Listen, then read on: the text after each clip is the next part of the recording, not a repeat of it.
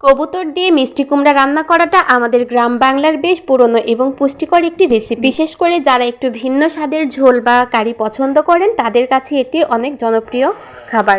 মিষ্টি কুমড়া গলে গিয়ে ঝোলটাকে ঘন এবং আঠালো করে তোলে, যা কবুতরের মাংসের সাথে খুব ভালো লাগে। কবুতরের মাংস উচ্চ প্রোটিন সমৃদ্ধ এবং শরীরের রক্ত বৃদ্ধিতে সহায়তা করে। অন্যদিকে মিষ্টি কুমড়ায় প্রচুর পরিমাণে ভিটামিন এ এবং ফাইবার থাকে। কবুতরের মাংস এবং মিষ্টি কুমড়া দুটোই পেটের জন্য বেশ ভালো, তাই এটি স্বাস্থ্যের জন্য বেশ উপকারী। কবুতরের মাংসের নিজস্ব একটা গন্ধ থাকে, তাই মাংসটা আগে ভালো করে গরম মশলা এবং আদা রসুন বাটা দিয়ে কষিয়ে নিতে হবে।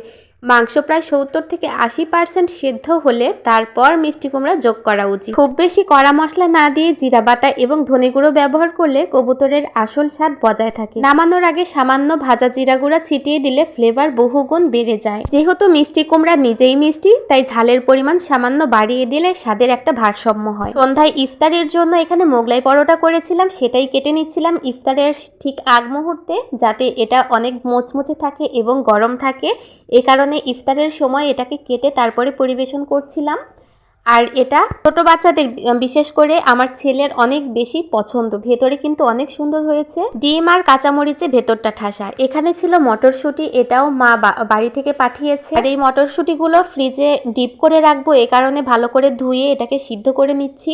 আর এখানে আমি বিকালে রান্না করছি, এখানে হবে সিম ভাজি, গাছের সিম, এটাও বাড়ি থেকে আনা, সাথে ছিল বাড়ির দেশি আলু।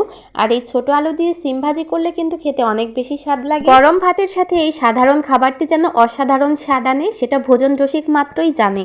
ইফতারের জন্য আরও একটা আইটেম করছিলাম, এটা হচ্ছে আতপ চাউলের তেলানি বলি আমরা। এটাকে মটরশুঁটি দিয়ে রান্না করব খিচুড়ির মতো করে, তবে এর মধ্যে ডাউল যোগ হবে না। এটা মটরশুঁটি কিংবা ছোলা দিয়ে রান্না করলেই বেশি স্বাদ পাওয়া যায়। এর মধ্যে কাঁচামরিচ, পেঁয়াজ, রসুন, ঝাল, লবণ সব কিছু দিয়ে ভালো করে হাতে মেখে নিতে হবে। তারপরে সরিষার তেল দিয়ে এটাকে রান্না করতে হবে। এখন আমি কিছু পরিমাণে পানি দিয়ে দিলাম আর তেল দিয়ে দিলাম। এবার ঢাকনাটা ঢেকে রান্না করে নিব। এদিকে সিম ভাজি প্রায় হয়ে এসেছে, এখন নামিয়ে ফেলতে হবে। এর গায়ে আর কোনো পানি নেই, একদম শুকনো হয়ে গেছে আর অনেকটা মাখো মাখো হয়েছে।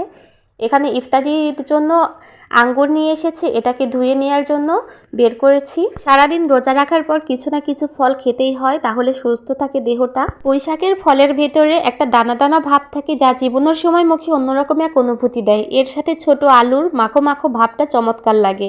ইফতারের ঠিক আগ মুহূর্তে খুব তাড়াহুড়ো করে ভাজা পোড়াগুলো সেরে নিতে হয়, যেন ইফতারে গরম গরম ভাজা পোড়া খাওয়া যায়। এ কারণে আমি আজকে মোগলাই পরোটা ঠিক 10 মিনিট আগেই ভাজতে তুলে দিয়েছিলাম। আর আজানের কিছুক্ষণ আগেই আমি এটাকে নামিয়ে নিয়েছিলাম, বেশ লাল লাল করে, খেতে খুব মজা। সারাদিনের রান্না বান্না তো 3 মিনিটেই দেখিয়ে দিলাম, কিন্তু এই রান্না করতে অনেক বেশি পরিশ্রম হয়েছে।